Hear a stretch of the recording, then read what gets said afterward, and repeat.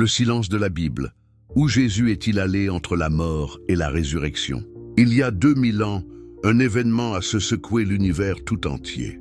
Un homme cloué sur une croix romaine, abandonné par ses disciples, moqué par la foule, a rendu son dernier souffle en criant « Tout est accompli ». Mais cette fin n'était qu'un commencement, car ce qui s'est passé ensuite demeure l'un des plus grands mystères de l'humanité. Si vous aimez les histoires inspirantes et les mystères qui changent des vies, n'oubliez pas de vous abonner à la chaîne pour ne manquer aucun moment de cette incroyable révélation. D'ailleurs, dites-moi dans les commentaires de quel pays vous regardez cette vidéo et à quelle heure il est chez vous en ce moment. Si vous regardez sur votre téléphone portable, un petit like nous aiderait énormément à toucher plus de personnes avec cette vérité extraordinaire. Imaginez-vous dans le silence le plus total. Pas un bruit, pas un mouvement, juste le vide.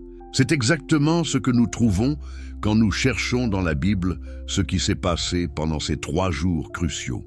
72 heures qui ont séparé la mort la plus documentée de l'histoire de la résurrection, la plus célébrée du monde.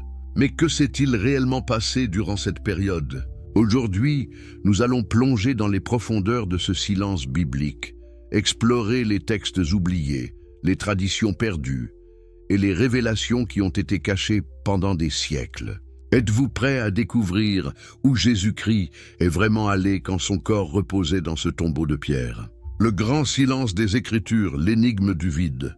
Narratif, comment est-il possible que les évangiles, si détaillés sur chaque geste de Jésus, sur chaque parabole, chaque miracle, et passent complètement sous silence les événements les plus monumentaux de toute l'histoire spirituelle? Matthieu, Marc, Luc et Jean nous racontent avec précision les dernières heures de Jésus sur la croix.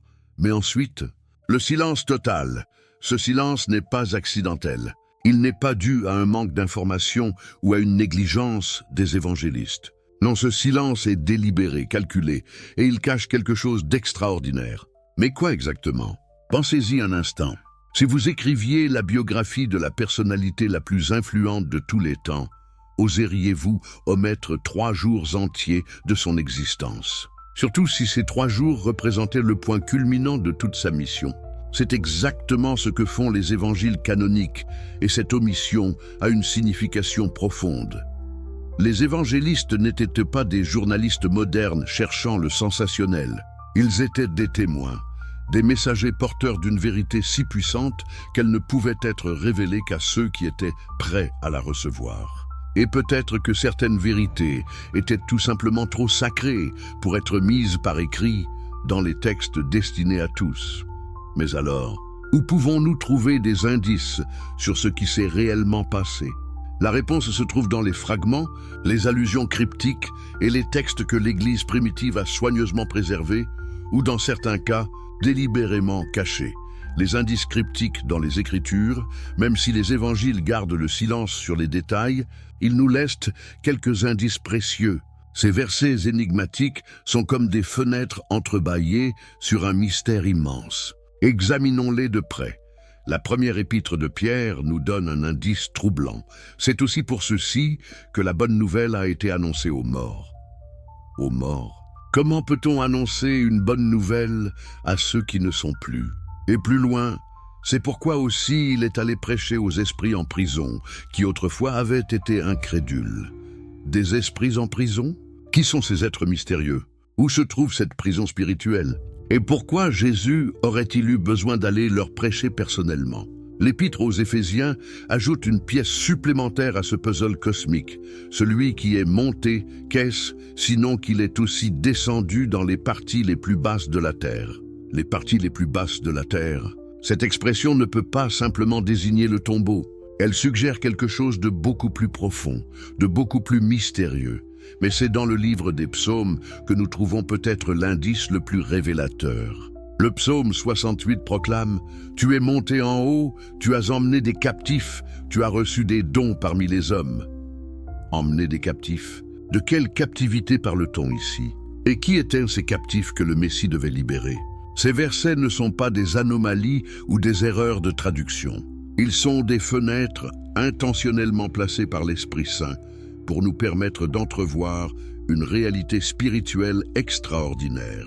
Mais pour comprendre leur signification complète, nous devons plonger dans les traditions les plus anciennes du christianisme, les premières interprétations chrétiennes, les premiers pères de l'Église n'avaient pas les mêmes réticences que nous aujourd'hui concernant les mystères spirituels. Ils vivaient dans un monde où le surnaturel était une réalité quotidienne, où les visions et les révélations faisaient partie intégrante de la vie chrétienne. Clément d'Alexandrie, l'un des grands théologiens du IIe siècle, enseignait que Jésus était descendu aux enfers non pas comme un vaincu, mais comme un conquérant. Pour lui, cette descente n'était pas un châtiment, mais une mission de salut. Il écrivait « Le Seigneur est descendu dans les régions souterraines de la terre, prêchant son évangile aussi à ceux qui avaient péri dans le déluge. » Origène, le génie théologique du IIIe siècle, allait encore plus loin. Il enseignait que cette descente de Jésus avait transformé à jamais la géographie spirituelle de l'univers. Selon lui, avant la venue du Christ, les âmes des justes morts ne pouvaient accéder au royaume des cieux. Elles attendaient dans un lieu appelé le Sein d'Abraham, un paradis terrestre où elles attendaient la rédemption. Mais la vision la plus audacieuse venait peut-être de Saint Jean Chrysostome, l'orateur doré de Constantinople. Dans ses homélies pascales, il décrivait la descente de Jésus comme une invasion divine du royaume des ténèbres. Pour lui, Jésus n'était pas allé aux enfers en tant que victime, mais en tant que libérateur cosmique, brisant les chaînes de tous ceux qui avaient été retenus captifs depuis la chute d'Adam. Ces premiers théologiens ne spéculaient pas au hasard. Ils s'appuyaient sur des traditions orales qui remontaient aux apôtres eux-mêmes, des traditions que nous avons largement perdues aujourd'hui. Ils avaient accès à des enseignements et des révélations que l'Église primitive considérait comme trop précieux pour être confiés à l'écrit dans les évangiles destinés au grand public. L'impact sur la théologie moderne. Comment les théologiens d'aujourd'hui abordent-ils ce mystère? La réponse révèle les divisions profondes qui existent dans le christianisme contemporain. D'un côté, nous avons ceux qui cherchent à rationaliser et à minimiser ces enseignements anciens. De l'autre, nous trouvons ceux qui redécouvrent la richesse mystique du christianisme primitif. Les théologiens libéraux ont tendance à interpréter la descente aux enfers comme une métaphore de la souffrance extrême que Jésus a endurée sur la croix. Pour eux, parler d'une descente littérale aux enfers relève de la mythologie et n'a pas sa place dans une foi moderne et rationnelle. Mais cette approche pose un problème majeur. Elle vide le christianisme de sa dimension cosmique et surnaturelle. Si Jésus n'a pas réellement affronté les puissances spirituelles des ténèbres, si sa victoire n'a été que symbolique, alors qu'est-ce qui distingue vraiment le christianisme des autres philosophies morales? À l'inverse, les théologiens orthodoxes et certains courants évangéliques redécouvrent l'importance de ces enseignements. Ils reconnaissent que le silence des évangiles sur ces 3 jours n'est pas un vide, mais un mystère sacré qui demande d'être exploré avec révérence et foi. Cette tension entre rationalisme et mystique reflète un combat plus large au cœur du christianisme moderne. Devons-nous adapter notre foi aux exigences de la mentalité scientifique, ou devons-nous maintenir la pleine dimension surnaturelle de l'Évangile, même si cela défie notre compréhension rationnelle? La descente aux enfers, réalité spirituelle ou symbole? Le mystère du credo des apôtres. Il est descendu aux enfers.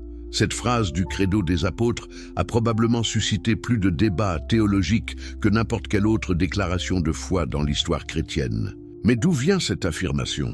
Et que signifie-t-elle réellement? L'histoire de cette phrase dans le credo est fascinante. Elle n'apparaît pas dans les premières versions du symbole de foi apostolique. Ce n'est qu'au IVe siècle qu'elle est ajoutée d'abord dans les églises d'Occident, puis progressivement adoptée par l'ensemble de la chrétienté. Pourquoi cette addition? Les pères de l'Église du IVe siècle avaient-ils accès à des révélations que les générations précédentes ignoraient? Ou bien révélaient-ils simplement au grand jour un enseignement qui avait toujours existé dans les traditions secrètes de l'Église? La réponse se trouve peut-être dans les persécutions qui ont marqué les 3 premiers siècles du christianisme. Pendant ces périodes de danger mortal, l'Église était contrainte de garder ses enseignements les plus profonds dans le secret. Seuls les initiés, ceux qui avaient prouvé leur fidélité jusqu'à la mort, avaient accès aux mystères les plus sacrés. Mais quand l'empereur Constantin légalisa le christianisme au IVe siècle, l'Église put enfin révéler ouvertement certains de ses enseignements cachés. L'ajout de « il est descendu aux enfers » au credo n'était pas une innovation, mais une révélation de ce qui avait toujours été cru et enseigné dans les cercles les plus intimes des communautés chrétiennes. Cette phrase simple cache donc une vérité extraordinaire. Jésus-Christ, le Fils de Dieu, a volontairement pénétré dans les régions les plus sombres de l'existence spirituelle. Mais pourquoi? Et qu'y a-t-il accompli? La géographie spirituelle du Sheol. Pour comprendre où Jésus est descendu, nous devons d'abord comprendre la cosmologie spirituelle de l'époque. Les Juifs du temps de Jésus avaient une vision très précise de l'au-delà, héritée de siècles de révélations prophétiques et d'expériences mystiques. Le Sheol, le monde des morts dans la tradition hébraïque, n'était pas un lieu uniforme. C'était un royaume complexe, divisé en différentes régions selon la condition spirituelle des âmes qui y résidaient. Cette géographie spirituelle était aussi réelle pour les contemporains de Jésus que nos cartes géographiques le sont pour nous aujourd'hui. D'un côté du Sheol se trouvait le sein d'Abraham, un lieu de paix et de consolation où résidaient les âmes des justes. C'est là que le mendiant Lazare se retrouve dans la parabole de Jésus, consolé par Abraham lui-même. Ce n'était pas encore le paradis final, mais c'était un lieu de repos en attendant la rédemption promise. De l'autre côté s'étendait le lieu de tourment où souffraient les âmes des impies. Entre ces deux régions, un grand abîme était fixé, infranchissable pour ceux qui s'y trouvaient. Cette séparation était absolue et définitive, du moins jusqu'à ce qu'un événement extraordinaire vienne bouleverser cet ordre établi. Mais il existait peut-être d'autres régions dans ce monde spirituel. Les textes anciens parlent de lieux où étaient emprisonnés des êtres spirituels d'une nature différente, des entités qui avaient défié l'ordre divin bien avant la chute de l'humanité. Ces esprits en prison, mentionnés par Pierre, pourraient bien être ces créatures mystérieuses. Quand Jésus est mort sur la croix et que son esprit a quitté son corps, il est entré dans cette réalité spirituelle complexe. Mais contrairement à tous ceux qui l'avaient précédé, il n'y est pas entré comme un prisonnier de la mort. Il y est entré comme un conquérant, porteur d'une autorité divine qui allait transformer à jamais cette géographie spirituelle. La mission de libération cosmique, l'idée que Jésus soit descendu aux enfers pour libérer les justes de l'Ancien Testament est l'une des plus anciennes traditions du christianisme. Cette doctrine, connue sous le nom latin de descensus ad inferos, ne vient pas de spéculations théologiques tardives, mais de la conviction profonde des premiers chrétiens qu'aucune âme juste ne pouvait être laissée pour compte dans l'œuvre de rédemption divine. Imaginez la scène. Abraham, Moïse, David, tous les prophètes et tous les justes qui avaient vécu avant la venue du Messie, attendant depuis des siècles dans le sein d'Abraham. Ils avaient vu de loin les promesses de Dieu. Ils avaient cru par anticipation à la rédemption qui devait venir, mais ils ne pouvaient pas entrer dans la plénitude de la salvation tant que le prix du péché n'avait pas été payé. Puis, soudain, une lumière extraordinaire perce les ténèbres du Sheol. C'est Jésus, le Fils de Dieu qui descend avec les marques de sa passion, mais rayonnant de la gloire de sa divinité. Il ne vient pas comme un visiteur, mais comme un libérateur. Il possède maintenant les clés de la mort et du séjour des morts, car il a vaincu la mort par sa propre mort. La tradition chrétienne primitive décrit cette scène avec des détails saisissants. Jésus brise les portes du Sheol, délivre les chaînes des captifs et proclame la liberté à ceux qui avaient espéré en sa venue. Adam, le premier homme, est le premier à être libéré, symbole de toute l'humanité rachetée. Ève, Abraham, Isaac, Jacob, tous les patriarches et tous les justes se lèvent pour suivre leur Rédempteur vers la lumière. Mais cette libération n'était pas seulement symbolique. Elle avait des conséquences cosmiques réelles. L'ordre spirituel de l'univers était en train d'être transformé. Ce qui avait été séparé était maintenant uni. Ce qui avait été fermé était maintenant ouvert. La route vers le paradis, bloquée depuis la chute d'Adam, était enfin ouverte.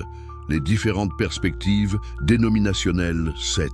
Doctrine ancienne de la descente aux enfers a été interprétée différemment par les diverses branches du christianisme au fil des siècles. Ces différences révèlent des compréhensions parfois radicalement opposées de la nature du salut et de la mission du Christ. L'Église catholique romaine a maintenu une version modérée de cette doctrine. Selon l'enseignement catholique, Jésus est descendu dans les limbes pour libérer les âmes des justes qui attendaient sa venue. Cette descente n'était pas un acte de souffrance supplémentaire, mais un acte de triomphe et de libération. Le catéchisme de l'Église catholique affirme que Jésus a ouvert aux justes qu'il avait précédé les portes du ciel. Les églises orthodoxes orientales ont une vision encore plus dramatique de cet événement. Dans la tradition orthodoxe, la descente de Jésus aux enfers est l'accomplissement central de l'œuvre de salvation. L'iconographie orthodoxe représente souvent cette scène avec Jésus brisant les portes de l'enfer et tirant Adam et Ève hors de leur tombeau. Pour les orthodoxes, c'est ici que la victoire définitive sur la mort a été remportée. En revanche, de nombreuses dénominations protestantes ont adopté une approche plus prudente, voire sceptique, envers cette doctrine. Les réformateurs du XVIe siècle, menés par Luther et Calvin, ont rejeté ou réinterprété radicalement l'idée d'une descente littérale aux enfers. Pour eux, cette doctrine sentait trop le catholicisme médiéval et ses superstitions. Certains protestants interprètent la descente aux enfers comme une métaphore de la souffrance spirituelle extrême que Jésus a endurée sur la croix quand il a porté les péchés du monde. D'autres rejettent complètement cette phrase du credo des apôtres, arguant qu'elle n'a pas de base biblique claire. Cette diversité d'interprétations soulève une question fondamentale. Qui a raison? Comment pouvons-nous discerner la vérité dans cette multiplicité de voix chrétiennes? La réponse pourrait se trouver dans les textes que l'Église primitive a choisi d'exclure du canon biblique, mais qu'elle a néanmoins préservé comme témoignage précieux de la foi apostolique, les textes cachés. Révélation des écrits apocryphes, l'évangile de Nicodème et ses révélations extraordinaires. Parmi tous les textes apocryphes qui décrivent la descente de Jésus aux enfers, l'évangile de Nicodème occupe une place particulière. Ce document fascinant, bien qu'exclu du canon biblique, a exercé une influence énorme sur la pensée chrétienne pendant plus de 1000 ans. Mais qui était ce Nicodème et pourquoi son témoignage a-t-il été si influent? Nicodème était ce pharisien qui était venu voir Jésus de nuit, mentionné dans l'évangile de Jean. C'était un homme respecté, membre du Sanhédrin, qui avait été profondément touché par l'enseignement de Jésus. Selon la tradition, il était présent lors de la crucifixion et a aidé Joseph d'Arimathie à ensevelir le corps de Jésus. L'évangile qui porte son nom prétend rapporter ce qu'il a vu et entendu lors de ces événements extraordinaires. Mais la partie la plus saisissante de ce texte ne concerne pas la crucifixion elle-même, mais ce qui s'est passé dans les heures qui ont suivi la mort de Jésus. Le texte raconte comment deux hommes, Carinus et Leucius, fils de Siméon le Juste, sont ressuscités en même temps que Jésus et témoignent de ce qu'ils ont vu dans le monde des morts. Leur témoignage est absolument extraordinaire. Selon leur récit, ils se trouvaient dans le Sheol, avec tous les justes de l'Ancien Testament, quand soudain, une lumière dorée a envahi tout le lieu. Une voix puissante s'est fait entendre. « Levez vos portes, princes, et ouvrez-vous, portes éternelles, et le roi de gloire entrera. » Satanas lui-même, terrifié, s'écrie vers Hadès, « Qui est ce roi de gloire ?» Et la réponse résonne comme un tonnerre, « Le Seigneur fort et puissant, le Seigneur puissant dans le combat. » Ce qui suit est une scène de libération cosmique d'une puissance dramatique extraordinaire. Jésus brise les verrous de bronze et les barres de fer, renverse les portes et fait sortir tous les captifs. Adam court vers Jésus et se prosterne devant lui en disant « Que tous tes saints se réjouissent, car tu es venu et nous avons espéré que tu nous délivrerais de nos liens. » Mais le plus remarquable dans ce récit, c'est la confrontation directe entre Jésus et Satan, le prince des ténèbres, qui croyait avoir remporté la victoire définitive en réussissant à faire crucifier le Fils de Dieu, découvre avec horreur qu'il a été piégé dans un plan divin d'une intelligence suprême. Le dialogue cosmique entre le Christ et Satan, elle. Évangile de Nicodème nous donne des détails extraordinaires sur cette confrontation entre la lumière et les ténèbres. Satan, réalisant soudain l'ampleur de sa défaite, s'adresse à Hadès avec amertume. « Toute ma puissance a été détruite, et ceux que j'avais aveuglés, tu me les enlèves. Ceux que j'avais rendus boiteux courent maintenant, et ceux que j'avais rendus aveugles voient maintenant la lumière. » Cette scène révèle quelque chose de fondamental sur la nature du conflit spirituel cosmique. Satan n'était pas seulement l'adversaire de l'humanité, il était aussi le geôlier des âmes dans l'au-delà. Il retenait captives même les âmes des justes, les empêchant d'accéder à la plénitude de la gloire divine. Mais alors, comment pouvons-nous percer ce mystère? Où pouvons-nous trouver des indices sur ce qui s'est réellement passé? La réponse se trouve dans les traces laissées par l'Église primitive. Ces fragments précieux qui ont survécu au siècle malgré les persécutions, les destructions et les oublis volontaires. Les indices cryptiques cachés dans les textes sacrés même, si les évangiles gardent un silence respectueux sur les détails de ces 3 jours, ils nous laissent des indices précieux, comme des fenêtres entrebâillées, sur un mystère immense. Ces versets énigmatiques sont des clés qui peuvent ouvrir les portes de la compréhension pour ceux qui savent les chercher. Le premier indice nous vient de la première épître de Pierre. Cet apôtre qui avait renié Jésus 3 fois, mais qui était devenu le roc sur lequel l'Église s'est construite. Pierre écrit quelque chose de troublant. C'est aussi pour ceux-ci que la bonne nouvelle a été annoncée aux morts. Aux morts. Comment peut-on annoncer une bonne nouvelle à ceux qui ne sont plus dans ce monde? Cette phrase seule bouleverse notre compréhension traditionnelle de la mort et de l'au-delà. Elle suggère que la mission de Jésus ne s'est pas arrêtée avec sa mort physique, mais qu'elle s'est poursuivie dans une dimension spirituelle que nous ne pouvons qu'entrevoir. Pierre continue avec une révélation encore plus mystérieuse. C'est pourquoi aussi il est allé prêcher aux esprits en prison, qui autrefois avaient été incrédules lorsque la patience de Dieu se prolongeait au jour de Noé. Des esprits en prison? Qui sont ces êtres mystérieux? Où se trouve cette prison spirituelle? Et pourquoi Jésus aurait-il eu besoin d'aller leur prêcher personnellement? Cette référence au jour de Noé n'est pas anodine. Elle nous renvoie à l'une des périodes les plus sombres de l'histoire biblique, quand les fils de Dieu, selon certaines interprétations, des anges déchus, se sont unis aux filles des hommes, provoquant une corruption si profonde que Dieu a dû purifier la terre par le déluge.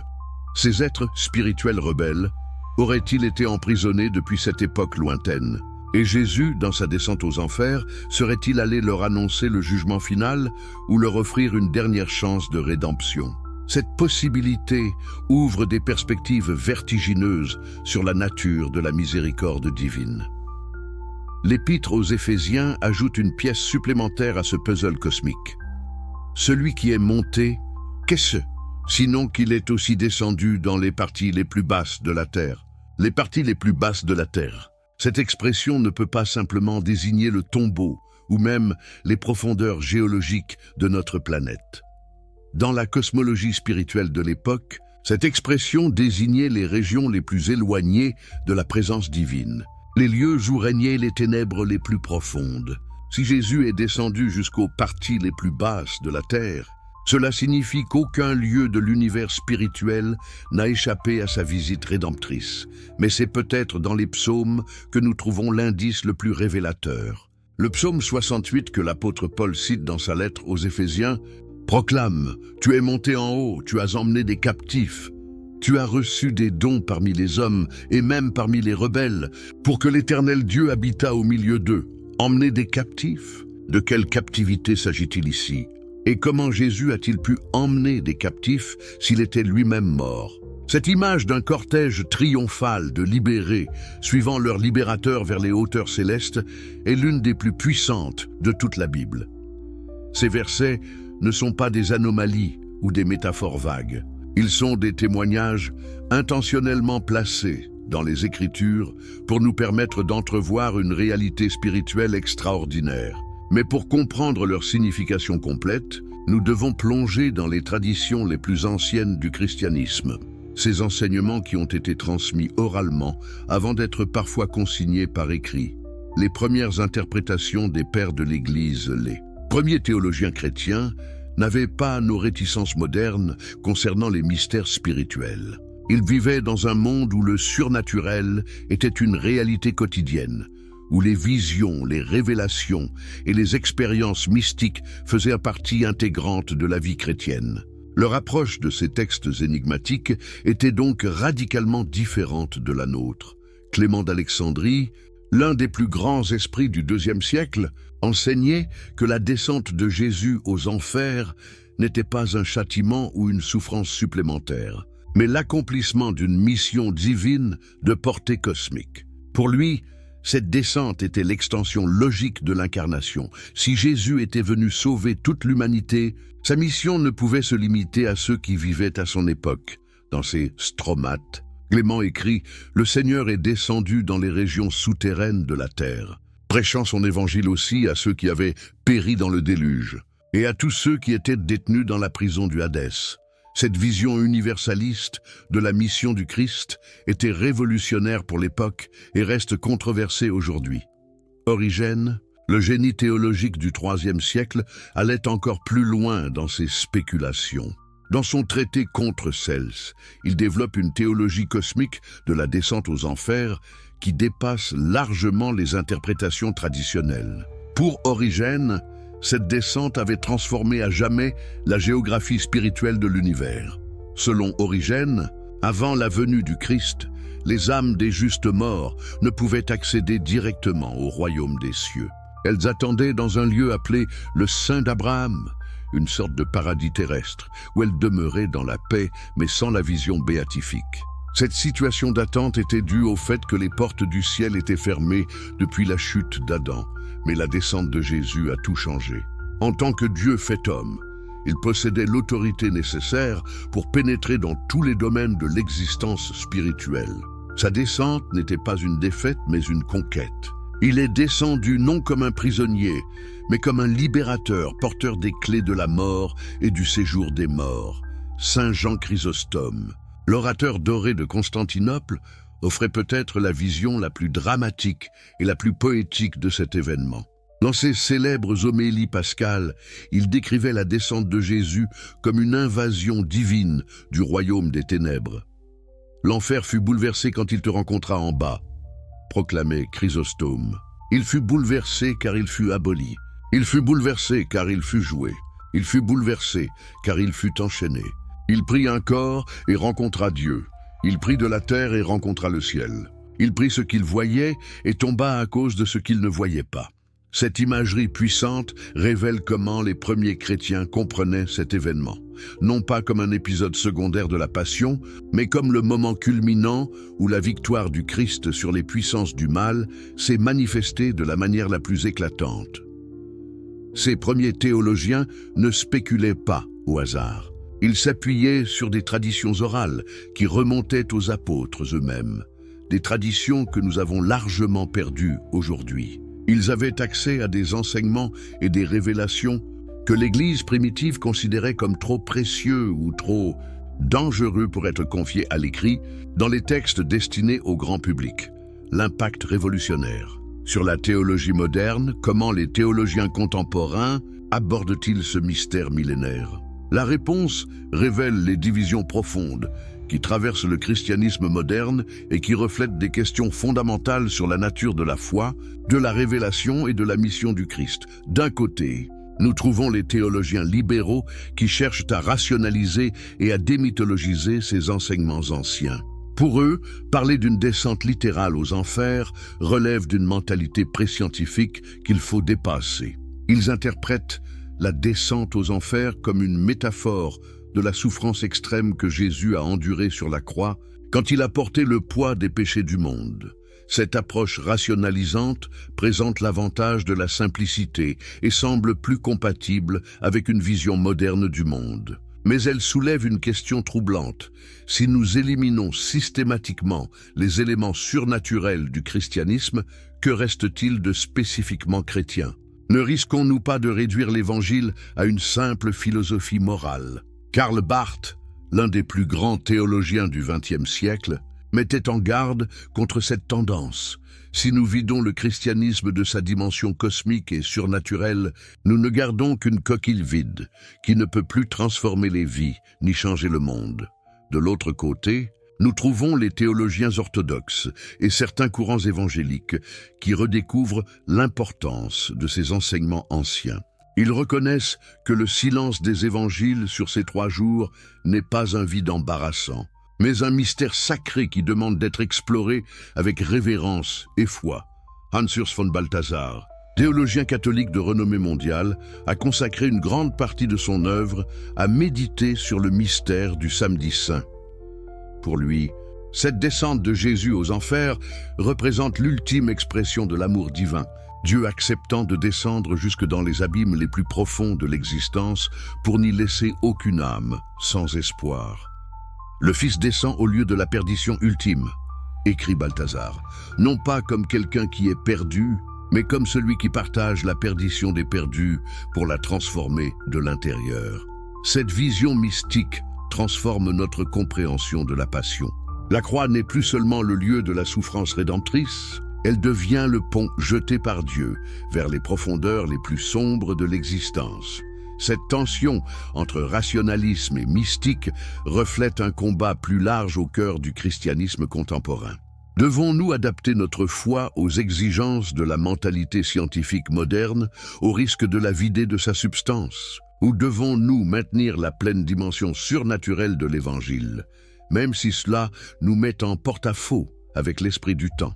La réponse à cette question détermine non seulement notre compréhension de ces 3 jours mystérieux, mais notre vision de l'ensemble de la foi chrétienne. Car si Jésus n'a pas réellement vaincu les puissances spirituelles des ténèbres, si sa victoire n'a été que symbolique, alors qu'est-ce qui peut nous donner l'assurance qu'il peut vraiment transformer nos vies et notre monde? La descente aux enfers, entre réalité spirituelle et symbole mystique, le mystère révolutionnaire. Du credo des apôtres, il est descendu aux enfers.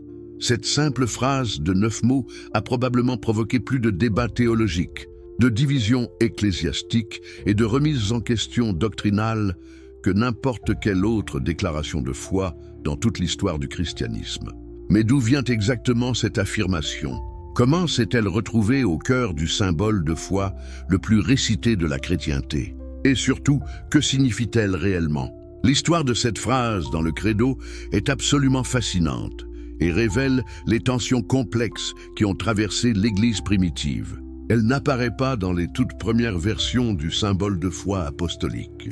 Les credos les plus anciens passent directement de « il a été crucifié » est mort et ça a été enseveli à le 3e jour. Il est ressuscité d'entre les morts. Ce n'est qu'au 4e siècle, précisément vers l'an 390, que cette phrase mystérieuse fait son apparition, d'abord dans les églises d'Occident, puis progressivement adoptée par l'ensemble de la chrétienté. Cette addition tardive pose une question troublante. Les pères de l'Église du 4e siècle avaient-ils découvert de nouvelles révélations que les générations précédentes ignoraient? La réponse est à la fois plus simple et plus complexe qu'on pourrait le penser. Ces théologiens du 4e siècle n'ont pas inventé cette doctrine. Ils ont révélé au grand jour un enseignement qui avait toujours existé dans les traditions les plus secrètes de l'Église, mais qui était resté caché pendant les siècles de persécution. Pendant les 3 premiers siècles du christianisme, l'Église vivait dans la clandestinité. Les chrétiens étaient pourchassés, torturés, jetés aux lions dans les arènes. Dans ce contexte de danger mortel permanent, l'Église était contrainte de garder ses enseignements les plus profonds dans le secret le plus absolu. Seuls les initiés, ceux qui avaient prouvé leur fidélité jusqu'à verser leur sang, avaient accès aux mystères les plus sacrés. Cette pratique du secret, appelée disciplina arcani, était une nécessité vitale. Révéler certains enseignements mystiques aux non-initiés ou aux persécuteurs aurait pu non seulement compromettre la sécurité des communautés, mais aussi profaner des vérités trop sacrées pour être exposées à la moquerie ou à la curiosité malsaine. Quand l'empereur Constantin légalisa le christianisme par l'édit de Milan en 313, l'Église put enfin sortir de l'ombre. C'est alors que commença un processus graduel de révélation des enseignements cachés. L'ajout de « il est descendu aux enfers » au credo n'était donc pas une innovation théologique, mais la divulgation officielle d'une vérité qui avait toujours été crue et enseignée dans les cercles les plus intimes des communautés chrétiennes. Mais cette révélation ne s'est pas faite sans controverse. Certains évêques s'opposaient à cette addition, arguant qu'elle n'était pas nécessaire et qu'elle risquait de créer de la confusion chez les fidèles. D'autres, au contraire, estimaient qu'il était temps de révéler cette vérité fondamentale sur la mission cosmique du Christ. Le débat était si intense qu'il a fallu plusieurs conciles et de nombreuses années pour parvenir à un consensus. Finalement, la phrase a été adoptée, mais avec la conscience qu'elle ouvrait des questions théologiques profondes qui ne pourraient jamais être complètement résolues par la raison humaine. Cette histoire révèle quelque chose de fondamental sur la nature de la révélation chrétienne. Elle ne se limite pas aux textes écrits, mais inclut aussi une tradition vivante qui se transmet de génération en génération, parfois dans le secret, parfois au grand jour, selon les circonstances et la sagesse de l'esprit. La géographie mystérieuse du monde spirituel pour comprendre où Jésus est descendu et ce qu'il y a accompli, nous devons d'abord nous familiariser avec la cosmologie spirituelle de l'époque. Les contemporains de Jésus avaient une vision très précise et détaillée de l'au-delà, héritée de siècles de révélations prophétiques, d'expériences mystiques et de traditions orales transmises depuis Abraham. Cette géographie spirituelle n'était pas pour eux une simple construction intellectuelle ou poétique. C'était une réalité aussi concrète et tangible que les montagnes de Judée ou les eaux du lac de Génézareth. Chaque région de ce monde invisible avait ses caractéristiques propres, ses habitants, ses lois et ses mystères. Le Sheol, le monde des morts dans la tradition hébraïque, était loin d'être un lieu uniforme. C'était un royaume complexe, stratifié, divisé en différentes régions selon la condition spirituelle et morale des âmes qui y résidaient. Cette géographie spirituelle était aussi réelle et détaillée pour les contemporains de Jésus que nos atlas géographiques le sont pour nous aujourd'hui. La région la plus connue était le sein d'Abraham, ce lieu de paix et de consolation où résidaient les âmes des justes de l'Ancien Testament. Jésus lui-même fait référence à cet endroit dans sa parabole du riche et de Lazare. Ce n'était pas encore le paradis céleste final, mais c'était un lieu de repos béni où les âmes des fidèles attendaient la rédemption promise depuis la chute d'Adam. De l'autre côté du Sheol s'étendait le lieu de tourment, où souffraient les âmes des impies et des rebelles. Entre ces deux régions, nous dit la parabole, un grand abîme a été fixé, infranchissable pour ceux qui s'y trouvaient. Cette séparation était absolue et définitive, du moins jusqu'à ce qu'un événement extraordinaire vienne bouleverser cet ordre établi depuis des millénaires. Mais il existait peut-être d'autres régions encore plus mystérieuses dans ce monde spirituel. Les textes anciens parlent de lieux où étaient emprisonnés des êtres spirituels d'une nature différente, des entités qui avaient défié l'ordre divin bien avant la création de l'humanité et même avant la chute d'Adam et Ève. Ces esprits en prison, mentionnés par l'apôtre, Pierre pourrait bien être ces créatures mystérieuses, ces fils de Dieu qui, selon le livre de la Genèse et le livre d'Enoch, se sont révoltés contre le Très-Haut dans les temps antédiluviens. Leur rébellion avait causé une corruption si profonde dans la création que Dieu avait dû purifier la terre par le déluge. Certaines traditions juives enseignaient que ces êtres rebelles avaient été enchaînés dans les abîmes les plus profonds du Sheol, dans des prisons spirituelles d'où nulle créature ne pouvait s'échapper. Ils y attendaient le jugement final, conscients de leur doom, mais incapables d'y échapper. Quand Jésus est mort sur la croix et que son esprit a quitté son corps physique, Il est entré dans cette réalité spirituelle complexe et stratifiée. Mais contrairement à tous ceux qui l'avaient précédé, il n'y est pas entré comme un prisonnier de la mort ou comme une âme en attente de jugement. Il y est entré comme le Seigneur de la vie et de la mort, et porteur d'une autorité divine absolue qui allait transformer à jamais cette géographie spirituelle. Sa descente n'était pas une défaite, mais la phase la plus audacieuse de son plan de salut cosmique. La mission de libération universelle, elle. Idée que Jésus soit descendu aux enfers pour libérer les justes de l'Ancien Testament est l'une des traditions les plus anciennes et les plus universelles du christianisme. Cette doctrine, connue sous le nom latin de descensus ad inferos, ne vient pas de spéculations théologiques tardives ou d'influences païennes, mais de la conviction profonde des premiers chrétiens qu'aucune âme juste ne pouvait être laissée pour compte dans l'œuvre de rédemption divine. Cette conviction se basait sur une compréhension profonde de la justice et de la miséricorde de Dieu. Comment le Dieu d'amour parfait aurait-il pu laisser Abraham, Moïse, David, Élie et tous les prophètes dans les limbes du Sheol, simplement parce qu'ils avaient eu le malheur de naître avant l'incarnation? Cette injustice cosmique était impensable pour les premiers chrétiens. Imaginez la scène telle que cela représentait les chrétiens des premiers siècles. Abraham, le père de la foi, attendant depuis 2000 ans dans le sein qui porte son nom. Moïse, le grand libérateur, lui qui avait fait sortir Israël d'Égypte, attendant sa propre libération finale. David, l'homme selon le cœur de Dieu, le psalmiste royal, attendant de voir le Messie qu'il avait chanté dans ses cantiques prophétiques. Tous ces géants de la foi avaient vu de loin les promesses de Dieu.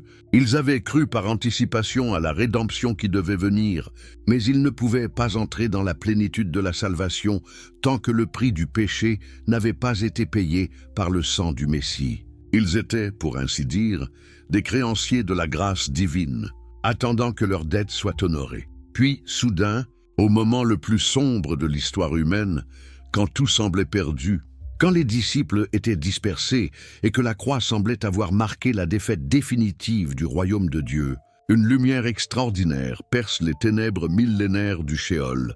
C'est Jésus qui descend, non pas comme un vaincu, mais comme un conquérant. Il porte encore les marques de sa passion, les stigmates de sa crucifixion, mais il rayonne de la gloire de sa divinité. Il ne vient pas comme un visiteur ou un réfugié. Il vient comme le propriétaire légitime des lieux, celui qui possède maintenant les clés de la mort et du séjour des morts. La tradition chrétienne primitive décrit cette scène avec des détails d'une puissance dramatique extraordinaire. Jésus s'approche des portes du Sheol, ces barrières spirituelles que nul n'avait jamais pu franchir de l'intérieur. Sa seule présence fait trembler les fondements de ce royaume millénaire, les gardiens spirituels de ces lieux, les puissances des ténèbres qui règnent sur la mort depuis la chute, reconnaissent avec terreur celui qu'ils croyaient avoir vaincu sur la croix. Mais ils découvrent avec horreur qu'ils ont été piégés dans un plan divin d'une intelligence et d'une sagesse infinie. D'un seul mot, d'un seul geste, Jésus brise les chaînes millénaires, renverse les portes de bronze, pulvérise les verrous de fer. Les barrières qui semblaient éternelles s'effondrent, comme des châteaux de sable, devant la marée montante de sa divinité triomphante. Adam, le premier homme, celui par qui le péché et la mort sont entrés dans le monde, est le premier à être libéré. Dans cette libération d'Adam, c'est toute l'humanité qui est symboliquement rachetée. Ève, la mère de tous les vivants, Abraham, le père de la foi, Isaac, Jacob, Moïse, David, et tous les prophètes et tous les justes se lèvent pour suivre leur Rédempteur vers la lumière éternelle.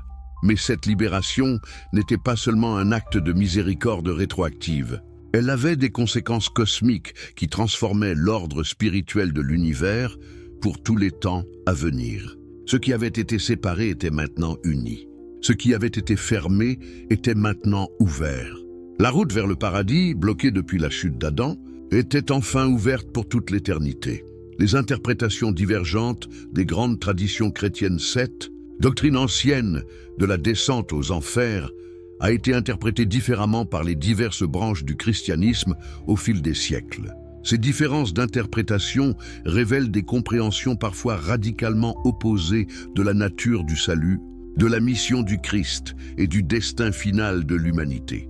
L'Église catholique romaine a développé une version modérée, mais profonde, de cette doctrine. Selon l'enseignement catholique officiel, tel qu'il est exposé dans le catéchisme de l'Église catholique, Jésus est descendu dans les limbes pour libérer les âmes des justes qui attendaient sa venue depuis des siècles. Cette descente n'était pas un acte de souffrance supplémentaire ou un châtiment pour les péchés de l'humanité. C'était un acte de triomphe et de libération, l'accomplissement glorieux de la mission rédemptrice. Le catéchisme affirme avec autorité que Jésus a ouvert aux justes qui l'avaient précédé les portes du ciel. Cette interprétation catholique insiste sur le fait que seuls les justes ont été libérés, pas les damnés. La descente de Jésus n'a pas vidé l'enfer de ses occupants légitimes, mais elle a libéré ceux qui n'y étaient retenus que par l'absence temporaire de la rédemption. C'est une vision équilibrée qui maintient à la fois la justice et la miséricorde divine. Les églises orthodoxes orientales ont développé une vision encore plus dramatique et mystique de cet événement. Dans la tradition orthodoxe, la descente de Jésus aux enfers n'est pas un épisode secondaire de la Passion, c'est l'accomplissement central et culminant de toute l'œuvre de salvation. L'iconographie orthodoxe traditionnelle représente cette scène avec une puissance visuelle saisissante. Jésus debout sur les portes brisées de l'enfer, tirant Adam et Ève hors de leur tombeau, tandis que tous les justes de l'Ancien Testament se pressent derrière eux vers la lumière. Cette image, appelée Anastasis, résurrection, orne le sanctuaire de presque toutes les églises orthodoxes. Pour les orthodoxes, c'est ici, dans les profondeurs du Sheol, que la victoire définitive sur la mort a été remportée. La résurrection du corps de Jésus le dimanche matin n'était que la manifestation visible d'une victoire spirituelle déjà accomplie dans les royaumes invisibles. Cette vision orthodoxe donne à la descente aux enfers une dimension cosmique extraordinaire. Ce n'est pas seulement l'humanité qui est libérée, c'est l'ordre entier de la création qui est restauré. Les barrières entre le ciel et la terre, entre le visible et l'invisible, entre le temporel et l'éternel, sont définitivement abolies. En contraste frappant avec ces interprétations traditionnelles, de nombreuses dénominations protestantes ont adopté une approche beaucoup plus prudente, voire franchement sceptique, envers cette doctrine. Les réformateurs du XVIe siècle, menés par Martin Luther et Jean Calvin, ont rejeté ou réinterprété radicalement l'idée d'une descente littérale aux enfers. Pour Luther, cette doctrine était entachée par des siècles de superstitions catholiques médiévales. Il préférait interpréter la descente aux enfers comme une métaphore de l'abandon spirituel extrême que Jésus a vécu sur la croix quand il s'est écrié « Mon Dieu, pourquoi m'as-tu abandonné ?»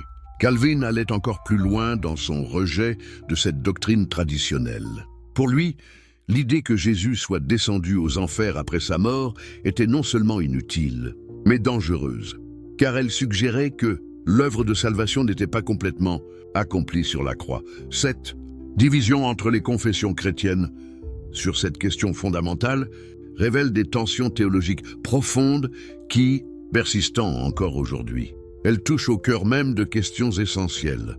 Où s'arrête la révélation biblique et où commencent les traditions humaines? Comment équilibrer la fidélité aux Écritures avec le respect des enseignements ancestraux de l'Église?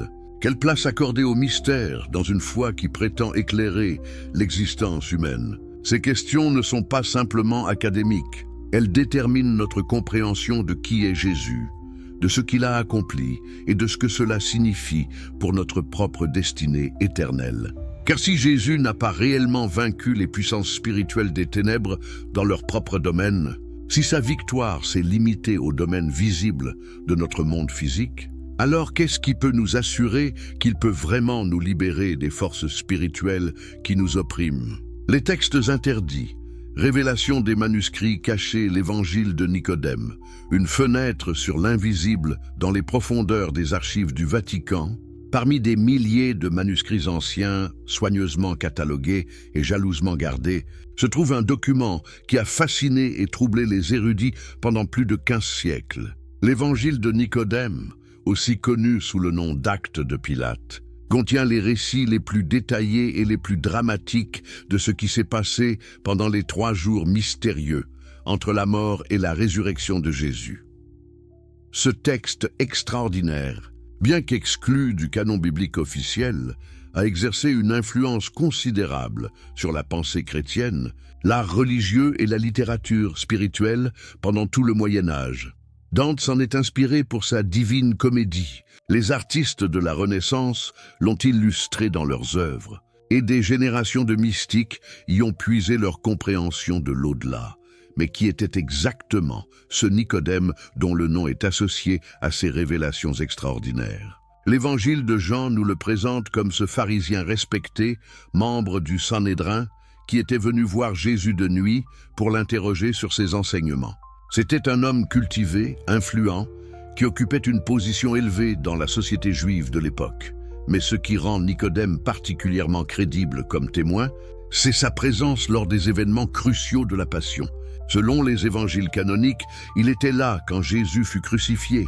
Il a aidé Joseph d'Arimathie à descendre le corps de la croix et à l'ensevelir dans le tombeau neuf. Il était donc un témoin direct de la mort de Jésus et des circonstances de sa sépulture. L'évangile qui porte son nom prétend rapporter non seulement ce qu'il a vu de ses propres yeux, mais aussi ce qui lui a été révélé par des témoins exceptionnels. 2 hommes qui seraient revenus d'entre les morts en même temps que Jésus pour témoigner de ce qu'ils avaient vécu dans l'au-delà. Ces 2 témoins extraordinaires sont identifiés comme Carinus et Leucius. Présentés comme les fils de Siméon le Juste, ce vieillard qui avait prophétisé sur l'enfant Jésus lors de sa présentation au temple. Selon le récit, ces 2 hommes auraient été ressuscités lors des événements qui ont accompagné la mort de Jésus, quand les sépulcres s'ouvrirent et plusieurs corps des saints qui étaient morts ressuscitèrent, selon l'évangile de Matthieu. Mais alors, comment pouvons-nous percer ce mystère? Où pouvons-nous trouver des indices sur ce qui s'est réellement passé? La réponse se trouve dans les traces laissées par l'Église primitive. Ces fragments précieux qui ont survécu au siècle malgré les persécutions, les destructions et les oublis volontaires. Les indices cryptiques cachés dans les textes sacrés même. Si les évangiles gardent un silence respectueux sur les détails de ces 3 jours, ils nous laissent des indices précieux, comme des fenêtres entrebâillées, sur un mystère immense. Ces versets énigmatiques sont des clés qui peuvent ouvrir les portes de la compréhension pour ceux qui savent les chercher. Le premier indice nous vient de la première épître de Pierre. Cet apôtre qui avait renié Jésus 3 fois, mais qui était devenu le roc sur lequel l'Église s'est construite. Pierre écrit quelque chose de troublant. C'est aussi pour ceux-ci que la bonne nouvelle a été annoncée aux morts. Aux morts. Comment peut-on annoncer une bonne nouvelle à ceux qui ne sont plus dans ce monde? Cette phrase seule bouleverse notre compréhension traditionnelle de la mort et de l'au-delà. Elle suggère que la mission de Jésus ne s'est pas arrêtée avec sa mort physique, mais qu'elle s'est poursuivie dans une dimension spirituelle que nous ne pouvons qu'entrevoir. Pierre continue avec une révélation encore plus mystérieuse. C'est pourquoi aussi il est allé prêcher aux esprits en prison, qui autrefois avaient été incrédules lorsque la patience de Dieu se prolongeait au jour de Noé. Des esprits en prison? Qui sont ces êtres mystérieux? Où se trouve cette prison spirituelle? Et pourquoi Jésus aurait-il eu besoin d'aller leur prêcher personnellement? Cette référence au jour de Noé n'est pas anodine. Elle nous renvoie à l'une des périodes les plus sombres de l'histoire biblique, quand les fils de Dieu, selon certaines interprétations, des anges déchus, se sont unis aux filles des hommes, provoquant une corruption si profonde que Dieu a dû purifier la terre par le déluge. Ces êtres spirituels rebelles auraient-ils été emprisonnés depuis cette époque lointaine? Et Jésus, dans sa descente aux enfers, serait-il allé leur annoncer le jugement final ou leur offrir une dernière chance de rédemption? Cette possibilité ouvre des perspectives vertigineuses sur la nature de la miséricorde divine. L'Épître aux Éphésiens ajoute une pièce supplémentaire à ce puzzle cosmique. Celui qui est monté, qu'est-ce? Sinon qu'il est aussi descendu dans les parties les plus basses de la terre. Les parties les plus basses de la terre. Cette expression ne peut pas simplement désigner le tombeau ou même les profondeurs géologiques de notre planète. Dans la cosmologie spirituelle de l'époque, cette expression désignait les régions les plus éloignées de la présence divine, les lieux où régnaient les ténèbres les plus profondes. Si Jésus est descendu jusqu'aux parties les plus basses de la terre, cela signifie qu'aucun lieu de l'univers spirituel n'a échappé à sa visite rédemptrice. Mais c'est peut-être dans les psaumes que nous trouvons l'indice le plus révélateur. Le psaume 68 que l'apôtre Paul cite dans sa lettre aux Éphésiens proclame « Tu es monté en haut, tu as emmené des captifs. Tu as reçu des dons parmi les hommes et même parmi les rebelles, pour que l'Éternel Dieu habitât au milieu d'eux. Emmener des captifs? De quelle captivité s'agit-il ici? Et comment Jésus a-t-il pu emmener des captifs s'il était lui-même mort? Cette image d'un cortège triomphal de libérés, suivant leur libérateur vers les hauteurs célestes, est l'une des plus puissantes de toute la Bible. Ces versets ne sont pas des anomalies ou des métaphores vagues. Ils sont des témoignages intentionnellement placés dans les Écritures pour nous permettre d'entrevoir une réalité spirituelle extraordinaire. Mais pour comprendre leur signification complète, nous devons plonger dans les traditions les plus anciennes du christianisme. Ces enseignements qui ont été transmis oralement avant d'être parfois consignés par écrit. Les premières interprétations des pères de l'Église, les premiers théologiens chrétiens, n'avaient pas nos réticences modernes concernant les mystères spirituels. Ils vivaient dans un monde où le surnaturel était une réalité quotidienne, où les visions, les révélations et les expériences mystiques faisaient partie intégrante de la vie chrétienne. Leur approche de ces textes énigmatiques était donc radicalement différente de la nôtre. Clément d'Alexandrie, l'un des plus grands esprits du IIe siècle, enseignait que la descente de Jésus aux enfers n'était pas un châtiment ou une souffrance supplémentaire, mais l'accomplissement d'une mission divine de portée cosmique. Pour lui, cette descente était l'extension logique de l'incarnation. Si Jésus était venu sauver toute l'humanité, sa mission ne pouvait se limiter à ceux qui vivaient à son époque. Dans ses stromates, Clément écrit « Le Seigneur est descendu dans les régions souterraines de la terre, prêchant son évangile aussi à ceux qui avaient péri dans le déluge, et à tous ceux qui étaient détenus dans la prison du Hadès. » Cette vision universaliste de la mission du Christ était révolutionnaire pour l'époque et reste controversée aujourd'hui.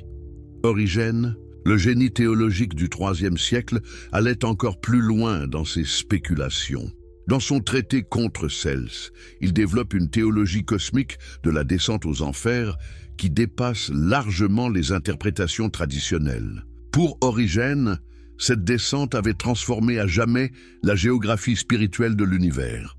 Selon Origène, avant la venue du Christ, les âmes des justes morts ne pouvaient accéder directement au royaume des cieux. Elles attendaient dans un lieu appelé le Sein d'Abraham, une sorte de paradis terrestre, où elles demeuraient dans la paix mais sans la vision béatifique. Cette situation d'attente était due au fait que les portes du ciel étaient fermées depuis la chute d'Adam. Mais la descente de Jésus a tout changé. En tant que Dieu fait homme, il possédait l'autorité nécessaire pour pénétrer dans tous les domaines de l'existence spirituelle. Sa descente n'était pas une défaite, mais une conquête. Il est descendu non comme un prisonnier, mais comme un libérateur porteur des clés de la mort et du séjour des morts. Saint Jean Chrysostome, l'orateur doré de Constantinople, offrait peut-être la vision la plus dramatique et la plus poétique de cet événement. Dans ses célèbres homélies pascales, il décrivait la descente de Jésus comme une invasion divine du royaume des ténèbres. « L'enfer fut bouleversé quand il te rencontra en bas », proclamait Chrysostome. Il fut bouleversé car il fut aboli. Il fut bouleversé car il fut joué. Il fut bouleversé car il fut enchaîné. Il prit un corps et rencontra Dieu. Il prit de la terre et rencontra le ciel. Il prit ce qu'il voyait et tomba à cause de ce qu'il ne voyait pas. Cette imagerie puissante révèle comment les premiers chrétiens comprenaient cet événement, non pas comme un épisode secondaire de la Passion, mais comme le moment culminant où la victoire du Christ sur les puissances du mal s'est manifestée de la manière la plus éclatante. Ces premiers théologiens ne spéculaient pas au hasard. Ils s'appuyaient sur des traditions orales qui remontaient aux apôtres eux-mêmes, des traditions que nous avons largement perdues aujourd'hui. Ils avaient accès à des enseignements et des révélations que l'Église primitive considérait comme trop précieux ou trop dangereux pour être confiés à l'écrit dans les textes destinés au grand public. L'impact révolutionnaire. Sur la théologie moderne, comment les théologiens contemporains abordent-ils ce mystère millénaire? La réponse révèle les divisions profondes qui traversent le christianisme moderne et qui reflètent des questions fondamentales sur la nature de la foi, de la révélation et de la mission du Christ. D'un côté, nous trouvons les théologiens libéraux qui cherchent à rationaliser et à démythologiser ces enseignements anciens. Pour eux, parler d'une descente littérale aux enfers relève d'une mentalité préscientifique qu'il faut dépasser. Ils interprètent la descente aux enfers comme une métaphore de la souffrance extrême que Jésus a endurée sur la croix quand il a porté le poids des péchés du monde. Cette approche rationalisante présente l'avantage de la simplicité et semble plus compatible avec une vision moderne du monde. Mais elle soulève une question troublante. Si nous éliminons systématiquement les éléments surnaturels du christianisme, que reste-t-il de spécifiquement chrétien? Ne risquons-nous pas de réduire l'Évangile à une simple philosophie morale? Karl Barth, l'un des plus grands théologiens du XXe siècle, mettait en garde contre cette tendance. Si nous vidons le christianisme de sa dimension cosmique et surnaturelle, nous ne gardons qu'une coquille vide qui ne peut plus transformer les vies ni changer le monde. De l'autre côté, nous trouvons les théologiens orthodoxes et certains courants évangéliques qui redécouvrent l'importance de ces enseignements anciens. Ils reconnaissent que le silence des évangiles sur ces 3 jours n'est pas un vide embarrassant, mais un mystère sacré qui demande d'être exploré avec révérence et foi. Hans-Urs von Balthasar, théologien catholique de renommée mondiale, a consacré une grande partie de son œuvre à méditer sur le mystère du Samedi Saint. Pour lui, cette descente de Jésus aux enfers représente l'ultime expression de l'amour divin, Dieu acceptant de descendre jusque dans les abîmes les plus profonds de l'existence pour n'y laisser aucune âme sans espoir. Le Fils descend au lieu de la perdition ultime, écrit Balthasar, non pas comme quelqu'un qui est perdu, mais comme celui qui partage la perdition des perdus pour la transformer de l'intérieur. Cette vision mystique transforme notre compréhension de la passion. La croix n'est plus seulement le lieu de la souffrance rédemptrice, elle devient le pont jeté par Dieu vers les profondeurs les plus sombres de l'existence. Cette tension entre rationalisme et mystique reflète un combat plus large au cœur du christianisme contemporain. Devons-nous adapter notre foi aux exigences de la mentalité scientifique moderne, au risque de la vider de sa substance? Ou devons-nous maintenir la pleine dimension surnaturelle de l'Évangile, même si cela nous met en porte-à-faux avec l'esprit du temps? La réponse à cette question détermine non seulement notre compréhension de ces 3 jours mystérieux, mais notre vision de l'ensemble de la foi chrétienne. Car si Jésus n'a pas réellement vaincu les puissances spirituelles des ténèbres, si sa victoire n'a été que symbolique, alors qu'est-ce qui peut nous donner l'assurance qu'il peut vraiment transformer nos vies et notre monde? La descente aux enfers, entre réalité spirituelle et symbole mystique, le mystère révolutionnaire. Du credo des apôtres, il est descendu aux enfers. Cette simple phrase de 9 mots a probablement provoqué plus de débats théologiques, de divisions ecclésiastiques et de remises en question doctrinales que n'importe quelle autre déclaration de foi dans toute l'histoire du christianisme. Mais d'où vient exactement cette affirmation? Comment s'est-elle retrouvée au cœur du symbole de foi le plus récité de la chrétienté? Et surtout, que signifie-t-elle réellement?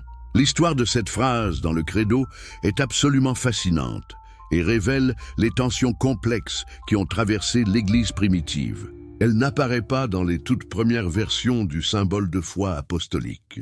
Les credos les plus anciens passent directement de « il a été crucifié » est mort et ça a été enseveli à le 3e jour. Il est ressuscité d'entre les morts. Ce n'est qu'au 4e siècle, précisément vers l'an 390, que cette phrase mystérieuse fait son apparition, d'abord dans les églises d'Occident, puis progressivement adoptée par l'ensemble de la chrétienté. Cette addition tardive pose une question troublante.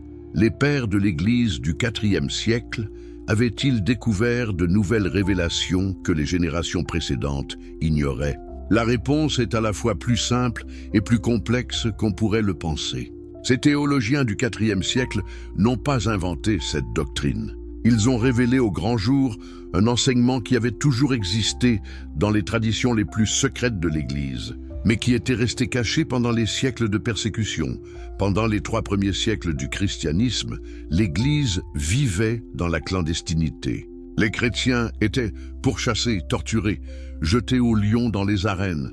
Dans ce contexte de danger mortel permanent, l'Église était contrainte de garder ses enseignements les plus profonds dans le secret le plus absolu. Seuls les initiés, ceux qui avaient prouvé leur fidélité jusqu'à verser leur sang, avaient accès aux mystères les plus sacrés. Cette pratique du secret, appelée disciplina arcani, était une nécessité vitale. Révéler certains enseignements mystiques aux non-initiés ou aux persécuteurs aurait pu non seulement compromettre la sécurité des communautés, mais aussi profaner des vérités trop sacrées pour être exposées à la moquerie ou à la curiosité malsaine. Quand l'empereur Constantin légalisa le christianisme par l'édit de Milan en 313, l'Église put enfin sortir de l'ombre. C'est alors que commença un processus graduel de révélation des enseignements cachés. L'ajout de « il est descendu aux enfers » au credo n'était donc pas une innovation théologique, mais la divulgation officielle d'une vérité qui avait toujours été crue et enseignée dans les cercles les plus intimes des communautés chrétiennes.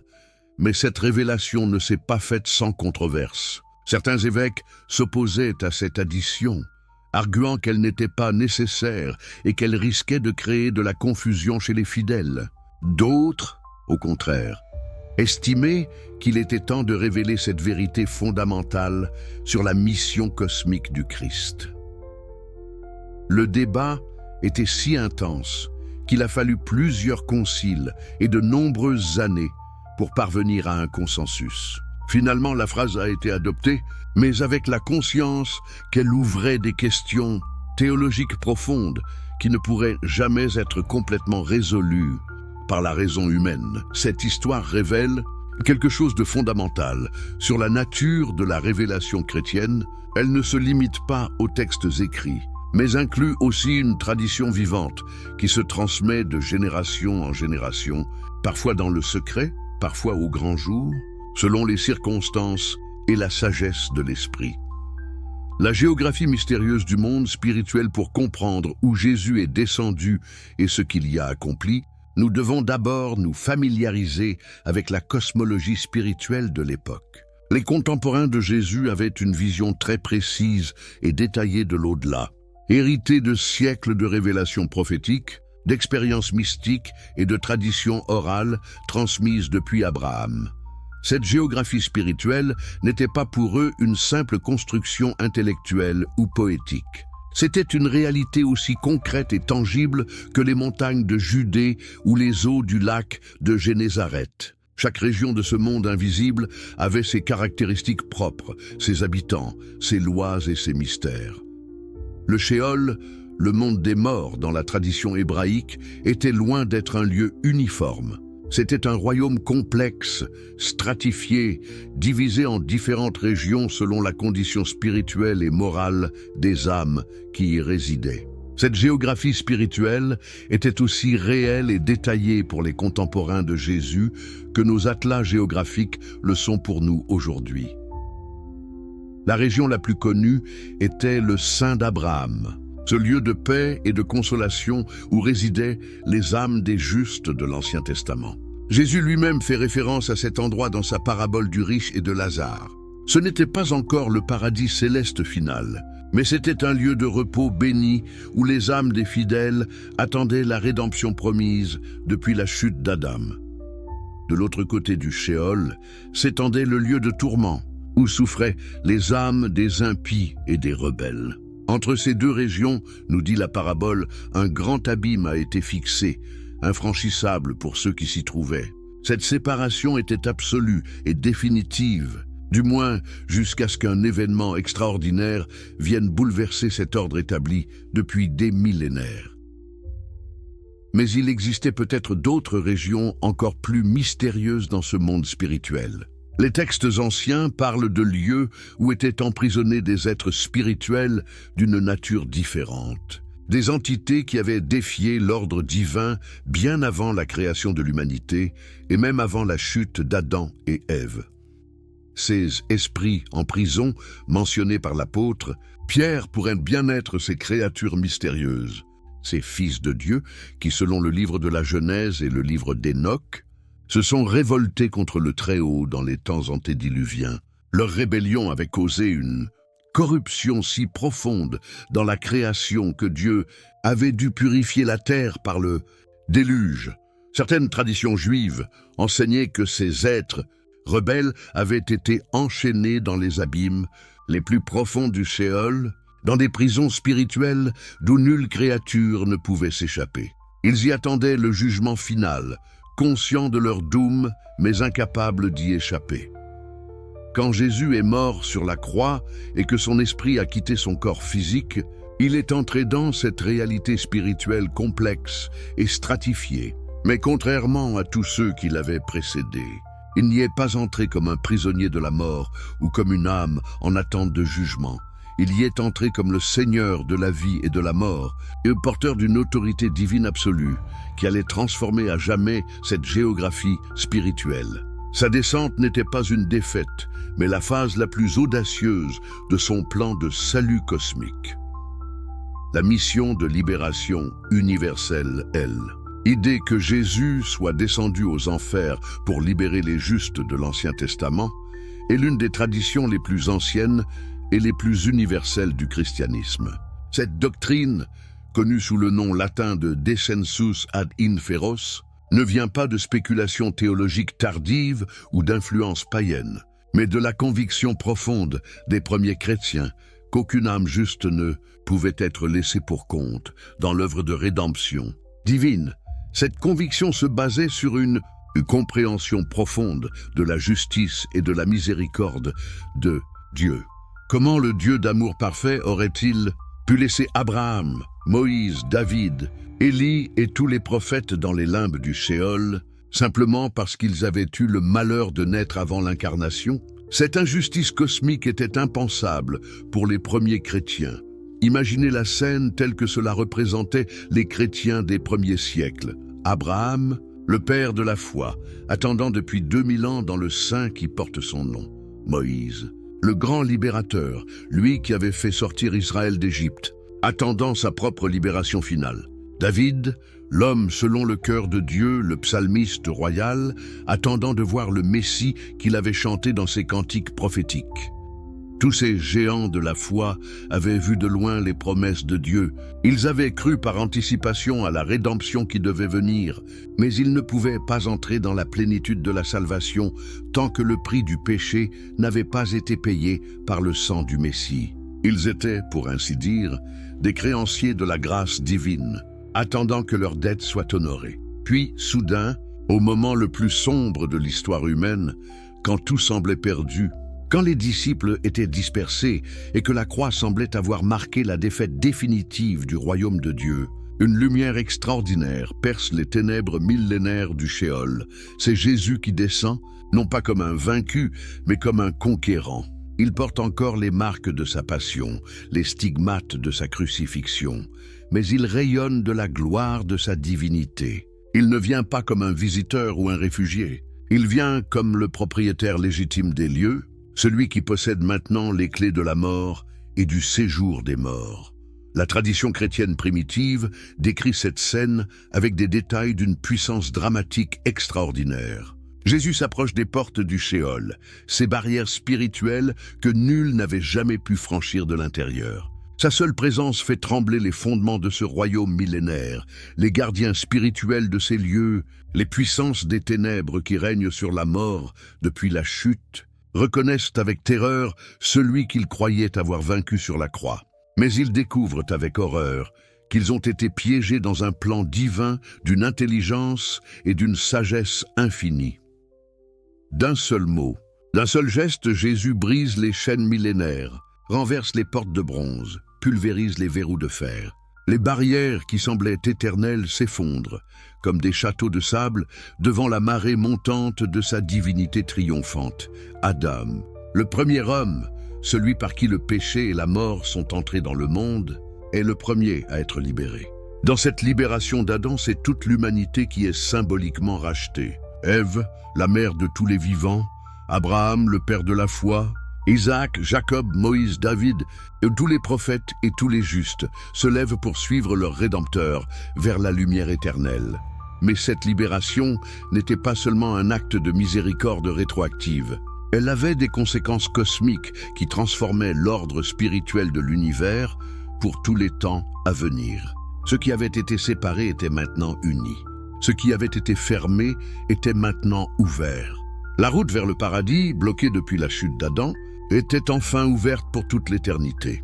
Les interprétations divergentes des grandes traditions chrétiennes cetes, doctrine ancienne de la descente aux enfers, a été interprétée différemment par les diverses branches du christianisme au fil des siècles. Ces différences d'interprétation révèlent des compréhensions parfois radicalement opposées de la nature du salut, de la mission du Christ et du destin final de l'humanité.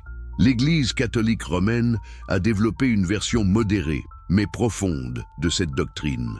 Selon l'enseignement catholique officiel, tel qu'il est exposé dans le catéchisme de l'Église catholique, Jésus est descendu dans les limbes pour libérer les âmes des justes qui attendaient sa venue depuis des siècles. Cette descente n'était pas un acte de souffrance supplémentaire ou un châtiment pour les péchés de l'humanité. C'était un acte de triomphe et de libération, l'accomplissement glorieux de la mission rédemptrice. Le catéchisme affirme avec autorité que Jésus a ouvert aux justes qui l'avaient précédé les portes du ciel. Cette interprétation catholique insiste sur le fait que seuls les justes ont été libérés, pas les damnés. La descente de Jésus n'a pas vidé l'enfer de ses occupants légitimes, mais elle a libéré ceux qui n'y étaient retenus que par l'absence temporaire de la rédemption. C'est une vision équilibrée qui maintient à la fois la justice et la miséricorde divine. Les églises orthodoxes orientales ont développé une vision encore plus dramatique et mystique de cet événement. Dans la tradition orthodoxe, la descente de Jésus aux enfers n'est pas un épisode secondaire de la Passion, c'est l'accomplissement central et culminant de toute l'œuvre de salvation. L'iconographie orthodoxe traditionnelle représente cette scène avec une puissance visuelle saisissante. Jésus debout sur les portes brisées de l'enfer, tirant Adam et Ève hors de leur tombeau, tandis que tous les justes de l'Ancien Testament se pressent derrière eux vers la lumière. Cette image, appelée Anastasis, résurrection, orne le sanctuaire de presque toutes les églises orthodoxes.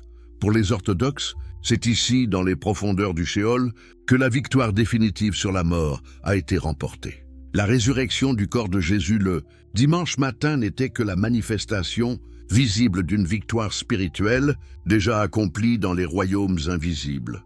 Cette vision orthodoxe donne à la descente aux enfers une dimension cosmique extraordinaire. Ce n'est pas seulement l'humanité qui est libérée, c'est l'ordre entier de la création qui est restauré.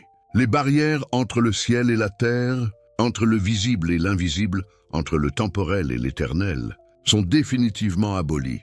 En contraste frappant avec ces interprétations traditionnelles, de nombreuses dénominations protestantes ont adopté une approche beaucoup plus prudente, voire franchement sceptique, envers cette doctrine. Les réformateurs du XVIe siècle, menés par Martin Luther et Jean Calvin, ont rejeté ou réinterprété radicalement l'idée d'une descente littérale aux enfers.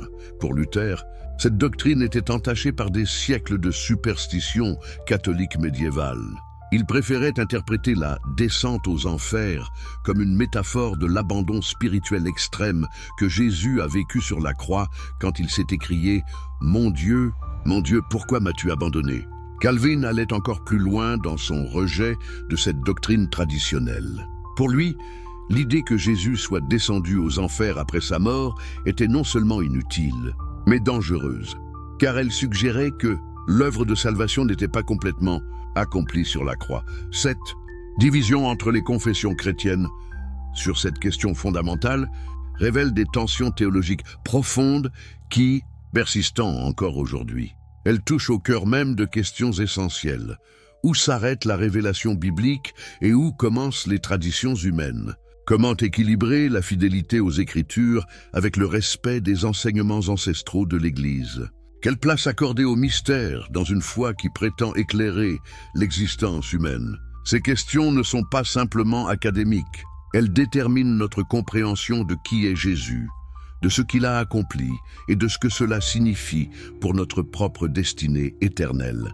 Car si Jésus n'a pas réellement vaincu les puissances spirituelles des ténèbres dans leur propre domaine, si sa victoire s'est limitée au domaine visible de notre monde physique, alors qu'est-ce qui peut nous assurer qu'il peut vraiment nous libérer des forces spirituelles qui nous oppriment?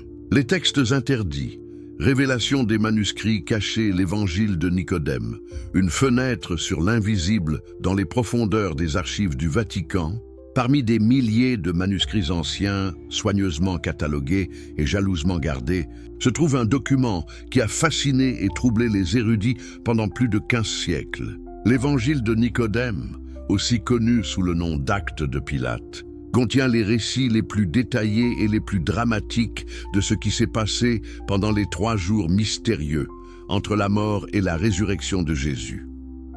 Ce texte extraordinaire, bien qu'exclu du canon biblique officiel, a exercé une influence considérable sur la pensée chrétienne, l'art religieux et la littérature spirituelle pendant tout le Moyen Âge. Dante s'en est inspiré pour sa Divine Comédie. Les artistes de la Renaissance l'ont illustré dans leurs œuvres, et des générations de mystiques y ont puisé leur compréhension de l'au-delà. Mais qui était exactement ce Nicodème dont le nom est associé à ces révélations extraordinaires? L'Évangile de Jean nous le présente comme ce pharisien respecté, membre du Sanhédrin, qui était venu voir Jésus de nuit pour l'interroger sur ses enseignements. C'était un homme cultivé, influent, qui occupait une position élevée dans la société juive de l'époque. Mais ce qui rend Nicodème particulièrement crédible comme témoin, c'est sa présence lors des événements cruciaux de la Passion. Selon les évangiles canoniques, il était là quand Jésus fut crucifié. Il a aidé Joseph d'Arimathie à descendre le corps de la croix et à l'ensevelir dans le tombeau neuf. Il était donc un témoin direct de la mort de Jésus et des circonstances de sa sépulture. L'évangile qui porte son nom prétend rapporter non seulement ce qu'il a vu de ses propres yeux, mais aussi ce qui lui a été révélé par des témoins exceptionnels. 2 hommes qui seraient revenus d'entre les morts en même temps que Jésus pour témoigner de ce qu'ils avaient vécu dans l'au-delà. Ces 2 témoins extraordinaires sont identifiés comme Carinus et Leucius, présentés comme les fils de Siméon le Juste, ce vieillard qui avait prophétisé sur l'enfant Jésus lors de sa présentation au temple. Selon le récit, ces 2 hommes auraient été ressuscités lors des événements qui ont accompagné la mort de Jésus, quand les sépulcres s'ouvrirent et plusieurs corps des saints qui étaient morts ressuscitèrent, selon l'évangile de Matthieu.